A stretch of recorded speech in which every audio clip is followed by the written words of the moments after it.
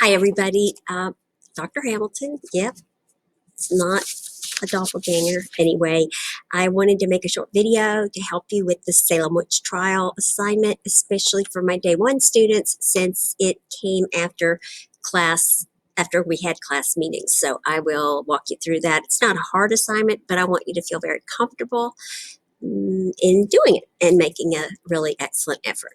So the first thing I did is I opened this assignment over here, Salem Witch Trials. Let's see what it says. It's a thinking, reflection, and questioning activity, which means I'm looking for brain work, and I only see brain work over here on the right-hand column. I can only see your brain work over here where you engage with the information, okay? So let's just read all the directions. That's usually a good idea, and I don't like doing it. I do understand. I don't like to read them. I'm measuring your effort and your input, so perform accordingly. This is your last assignment that will go into the marking period, and so it's important that you do a good job. There won't be time for a do-over. Always use your own words, okay? So do not copy and paste. That's not going to get you any credit. 0. Answer these questions. In other words, you're going to find out this information, and then you're going to ask yourself questions. Now, the reason, if you find school boring, the reason is because you don't, I have to warm my hands, I'm sorry. My mouse hand is ice cold. If you find school boring, it's because you don't do this part. You don't do this part. If you find school flies by and you're like, oh my gosh, I'm tired and it was a long day and I had a good day. If you find it dull, it's because you don't do this. On the right-hand side, you don't engage. You don't bring yourself to the work. You just look at the work. You are not in class. You're at class. And the only way to make life big is to live it, even if it's school. So this is where I'm going to be looking to watch you perform as a thinker. You can't really make mistakes. I want it to be genuine, all right? So let me just walk you through the process. So let's just Google Salem witch trials. Okay, let's see here. Right, wait a minute, let me finish here. First, front load. This is where you begin. What the heck is this? Build a foundation, albeit simplistic and revisionistic, because we're using unsigned sources. Never for publication. You never publish an unsigned source. I mean, unless your paper doesn't have a great deal of consequence. An unsigned source means one of two things. It means I am not going to take credit for it, so it's probably not that important. Okay, if I'm going to take credit for what's being said, my name is going to be on it. Or I am not going to take the blame for it, and that's even more important and really why Wikipedia gets a bad rap. Again, you're not going to mention this, but you don't know anything. When I say Salem witch trials, you're like, I'm not sure if I know anything about that. I've heard of witch and I've heard of trials, but might not even know where Salem is. So if you know nothing, you don't start at a level 5, 8,000 word document. That's not a good place to start. You need some kind of foundation. And so that's what we're going to do today. What you're building is just background information, just enough so that when you start investigating it, you'll have the foundation to stand on. Okay, so never use an unsigned article for publication, and unless somebody tells you that's a good idea. Some instructor, in fact, the instructor for whom you are writing, if the instructor for whom you are writing says, yes, use this unsigned source, and it might be because it's a publication, maybe a pamphlet, government issued or something like that, don't do it. Okay, so we're going to be using Wikipedia and Google and Siri and whoever. We're just asking, it's like asking your mom, what do you know about the Salem witch trials? And then, you could use that as a source. I wouldn't use it as your only source. Not that I have a problem with your mom and her knowledge of this. Okay, so here we go. Let's say Salem. Look, right there it is, Salem witch trials. and we're going to get like billions, only 4 million responses. So let's take a look. Ooh, history.com, wikipedia.com. We're a series of hearings. Okay, I'm lazy. I don't want to open it. Okay, one of them is when and where. Okay, in colonial Massachusetts. More than 200 people were accused, 30 were found guilty, and 19 of whom were executed. Okay, so I've already got information for a lot of this down here. All right, so let's see how hard this is. It's not hard. Okay. And location, it's a colonial Massachusetts. All right. Let me spell that all by myself.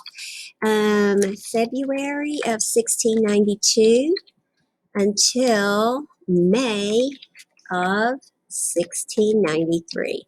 Now it's kind of important to look at those dates. Does it say 1693 or 1692? So for a year and a half this went on, okay? The fact that it starts in February, okay. Okay, what do I know about these dates? Well, for example, I know that it might be colonial mass. What do I know? 1600s. George the Third. I don't know that for sure. I don't know. Let's just do another Google search. We love Google. We can always come back to this. What's going on in the world in 1692? All right. You got the internet, okay? Obviously, look at it. The Salem witch trials. So let's see if there's anything else. We've got the Salem witch trials. What was it like in 1692? Puritan village. Okay. Okay. All right, let's go to Wikipedia or what? Okay, let's go to this World History Project. That looks like it might, because I'd like to see what else is going on. Okay, the witch trials, the witch trials, the witch trials. Okay. Okay. I think this might be current. March, May. Okay, why do we have nothing except?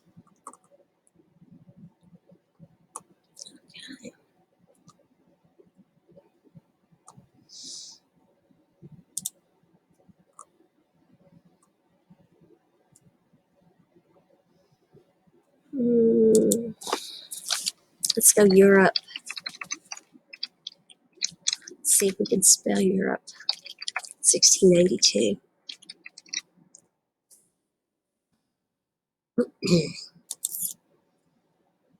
Okay, so it might be a world history project, but there's nothing about, okay, let's say 1690s. That's maybe how I'll get some information. Okay, let's say 1690 to 1700. Okay, are you starting to get the idea that maybe this is a very limited website?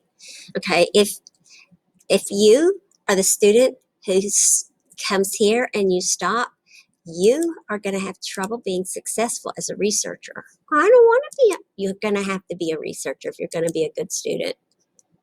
All the good stuff is going to be determined in and by research. Okay, what happened in 1692? 1692. Ooh, what happened? Look what happened in 1692, today in history. Oh, here. Let's go there. Let's look at events in the UK, and maybe if we can remember, we'll come back to slavery. But we've got this and that. Okay. the War of the Grand Alliance, the threat of the, okay, so take a look now. Okay, Britain, uh, War of Grand Alliance, the threat of Europe, or did it say Europe or French?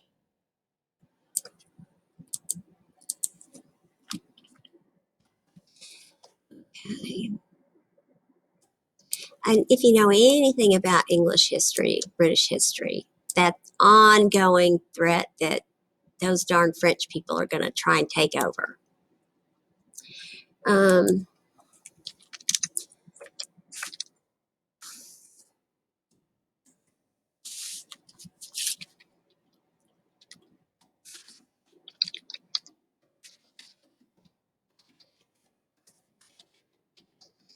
okay, okay, okay. So we are looking at, let's look at 1692 in Wikipedia. See what else we have. Okay, I'm going to make this a big screen so I can, maybe big-ish, maybe not quite that big.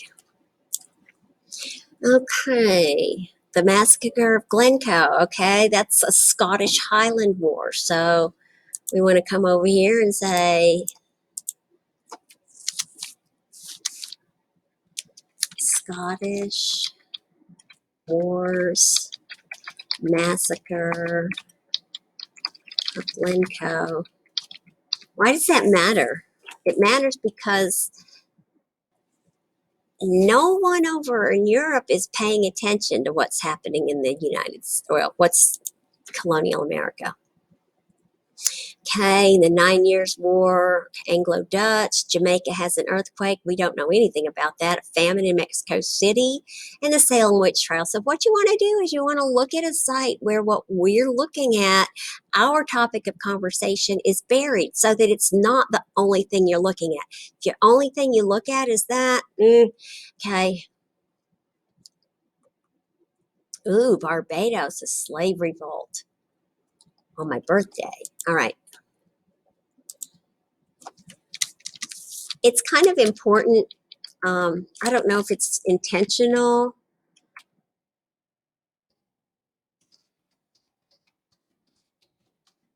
If you don't know where Barbados is, you would look that up. If you don't know what Glencoe is, you'd say, well, where's Glencoe? Okay, and it's in the Glencoe of the Highlands in Scotland. And you, this is how you find your way around. This is how you learn, okay? Because no one is going to teach you the kind of things that will make you genuinely intelligent and well read.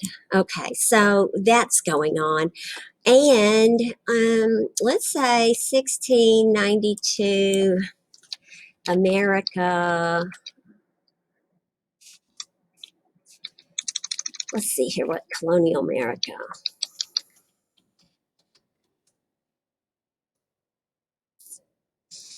Okay, it's 13 colonies, hidden years. See how it's okay to use Wikipedia sometimes? You're not really. Okay, we've got the 13. This was the same year the colonies were established. What does that mean?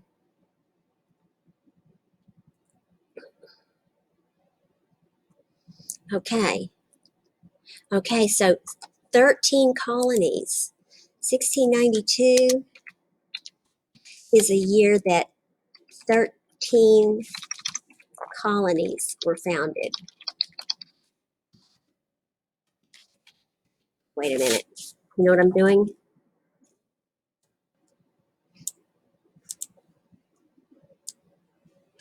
That goes over here.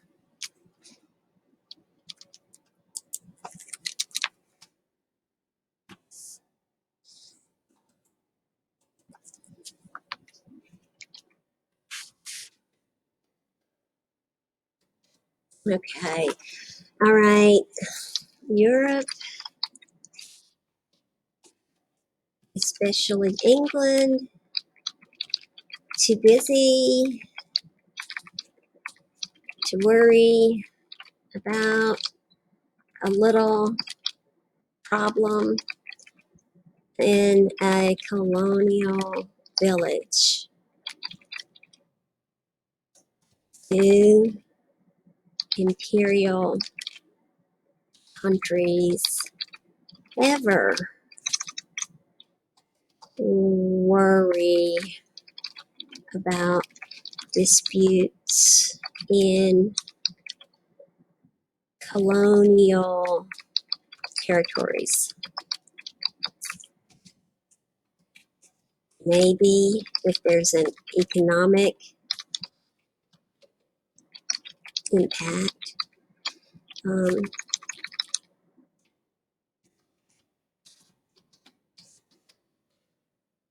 if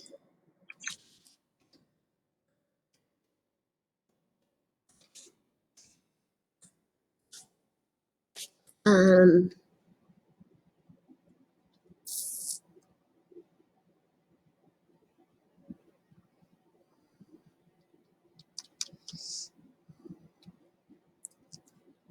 okay, blood is a theme around the world.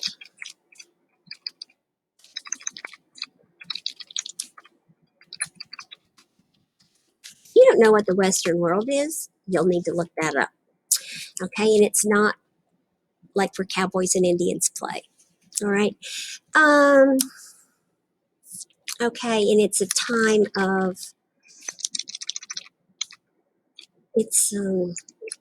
time of expansion.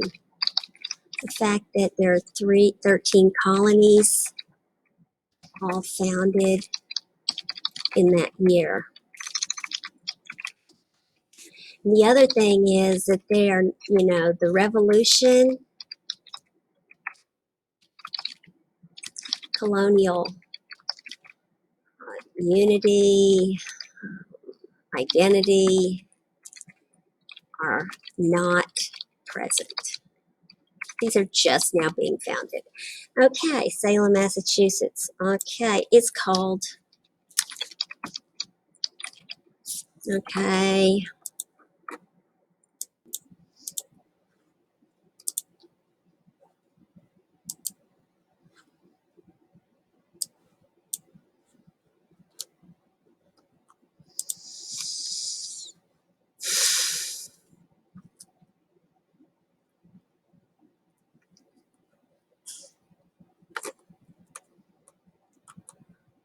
Okay, I was going to go here, but then I'm like, no, I want just plain Google. Just give me some plain Google. All right, here we go. Let's go to World Book. It's the Wikipedia of my day.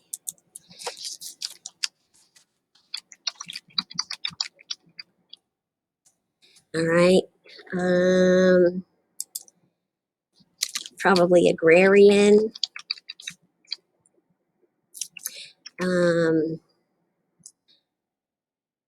If the colony is new, the buildings will probably be few and rustic. Will farming have been productive? Did they get there in time to plant and grow stuff for the year? I think that it's a seaside town. Why does that matter? Fish, trade, other people. Okay.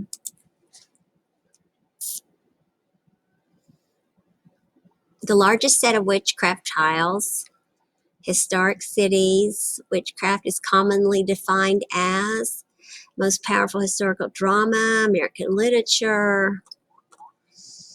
Okay.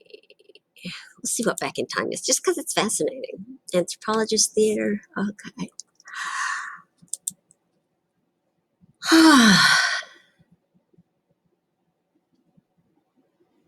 It's not a big town. It's only 41,000 people, but it's probably like here, where Boynton Beach is probably 40,000 people, but doesn't feel like it because right next to it is Delray Beach, and right next to it is Lantana, and right next to it is Hypoluxo, and like that.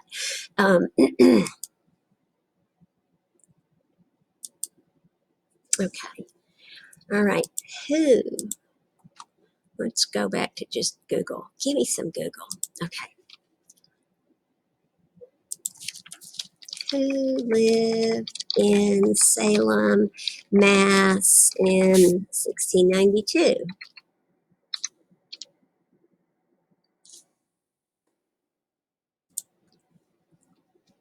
And see, that's how it's going to happen.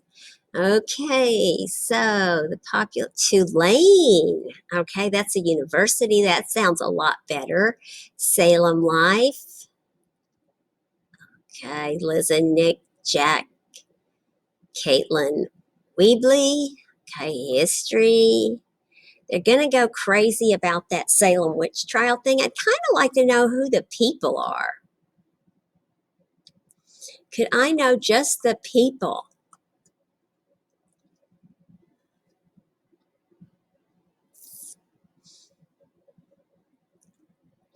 Okay, here, I'm going to take this one. Because I saw they had the devil. Ooh. Salem Life in 1692. It's different from other areas. Okay.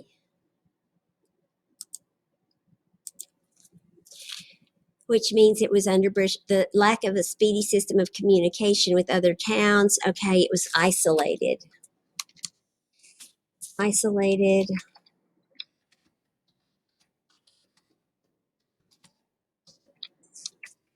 What does that mean? Puritans. Okay, this is the people, sorry. Puritans strongly believe in the devil and witchcraft.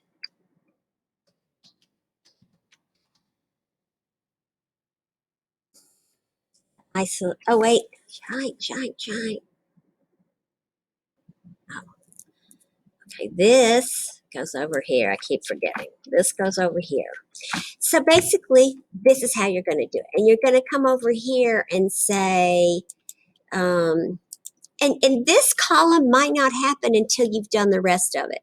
All right, because I kind of have a lot of information, not a lot, I'd say I have about 40 cups of information. And there's like 4 billion cups, 4 trillion cups. All right, so there's this, there's Salem Village and Salem Town. Okay.